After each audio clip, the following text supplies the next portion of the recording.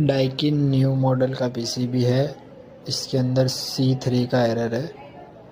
C3 error indoor outdoor communication का होता है। C3 ये बोर्ड अभी न्यू मॉडल का डाइकिन का बोर्ड है, ये फ्रेश है बिल्कुल।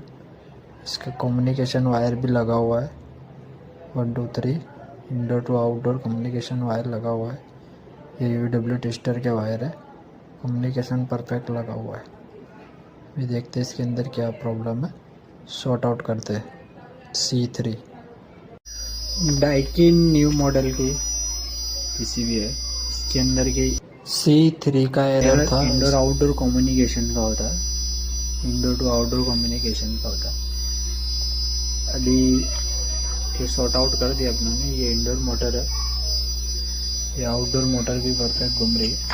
ये आउटडोर का बोर्ड है और ये कंप्रेशन है, ये बिल्कुल परफेक्ट वर्किंग कंडीशन है।